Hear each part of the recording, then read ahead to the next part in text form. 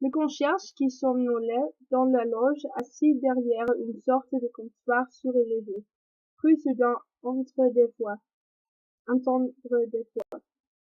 ou plutôt une seule fluette et une peu éraillée à peine audible. Pardon? D'où sortait cette voix? Il balaya du regard encore ensommeillé les murs et le plafond de son royaume. Rien, personne. Il n'y avait personne dans sa loge. Personne d'autre que lui. Milo, concierge à Liotti, depuis des lustres. Il se frotta les yeux un peu inquiet. Dis-je, un lycée français de Casablanca. Ont-ils le droit? Pardon, monsieur. Encore, Milo. Tout à fait réveillé, se leva pensamment de sa chaise, se pencha sur le comptoir et découvrit une enfant. 9, 10 ans? Un enfant minuscule qui tentait de se hausser sur la pointe de pied pour l'apercevoir lui. Milo, la première ligne de défense du lycée. On ne l'a fait pas pu entrer ce lutin. À côté de lui, posé sur le sol, une petite valise marron à la poignée blanche, un peu sabossée. Attends la suite de événements. Milo, qui était d'une grande sagacité, et déduisit que le lutin était en fait une interne. La valise devait contenir la trousseau réglementaire, 6 parties de chaussettes, 6 caleçons, 2 pantalons, 6 mouchoirs, 4 chemises. En ce début d'octobre, les internes employaient tout le week-end pour effectuer leur rentrée, avant que le cours le reprenant lundi matin. Ce nouveau était bien passé. On n'était que le samedi et en début d'après-midi.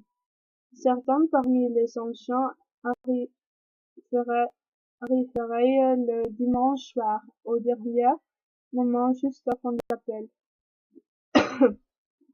Les plus blasés attendraient même l'extinction de feu pour faire leur apparition régulière.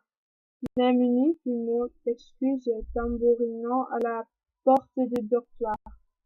L'homme et l'enfant observant l'un étant l'autre proche et l'épouvante à juger pour son visage malingre, dans lequel d'immenses yeux craillaient à l'aide. Il avait de quoi effrayer la trongue qui se démpa vers lui. Lui torve la bouche partiellement édentée était celle de Pat Ibulaire, le gros chat noir à tête brute qui terrorisait tout le monde dans une équipe. Qu'est-ce qu'il fait au lycée Liotti? Patibulaire? Milo fut le premier à reprendre ses esprits. Nicona enfonçait avec un fort accent campagnard. Qu'est-ce qu'il veut? Puis se reprenant. Où sont tes parents? Les enfants baissa la tête sans répondre. Peut-être ne comprennent-ils pas ce qu'on lui disait.